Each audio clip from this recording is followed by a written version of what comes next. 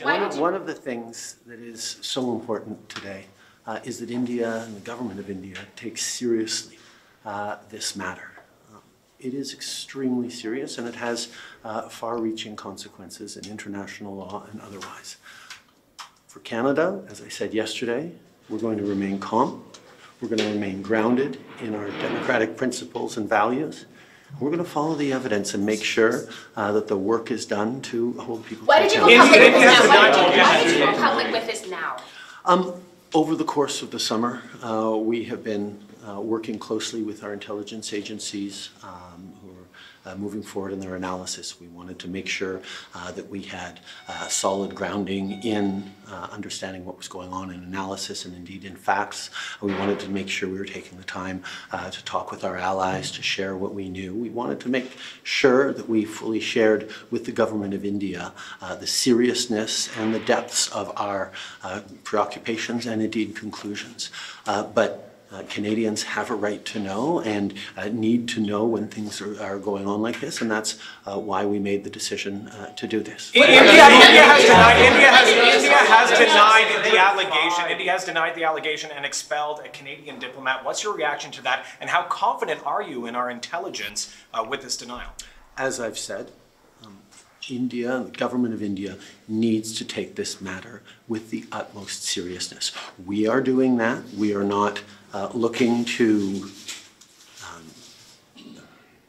provoke or escalate. We are simply laying out the facts as we understand them, and we want to work with the government of India to lay everything clear and to ensure that there is proper process. Is India not cooperating? Obviously, the Indian government will be able to speak for itself, but we again ask on them to take things seriously.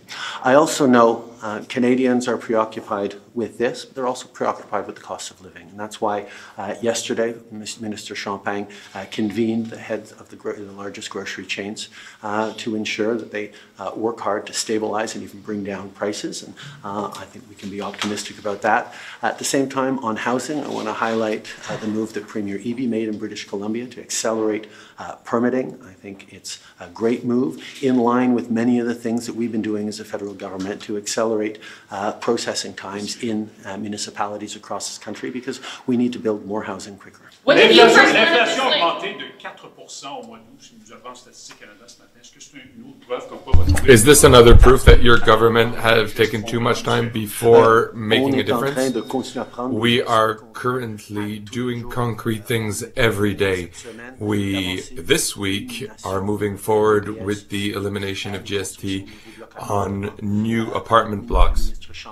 Minister Champagne has brought in the CEOs of large grocery companies so that they can ensure to stabilize prices and help Canadians. And we're continuing to move forward with municipalities and provinces like BC that have just announced important measures to eliminate bureaucracy or reduce bureaucracy and accelerate permits. Oh, he's finally doing what Pierre Poilievre has been saying. Hopefully that works. I want to see how much it's going to help in British Columbia. Because I think in the speech we had seen, they said bureaucracy alone in British Columbia, or is it Vancouver, adds about $1 million to the house cost.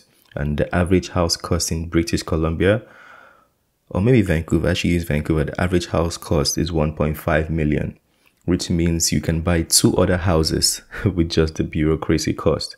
It's crazy. So if they can reduce that or eliminate that completely, it's going to be very, very advantageous for people living out here.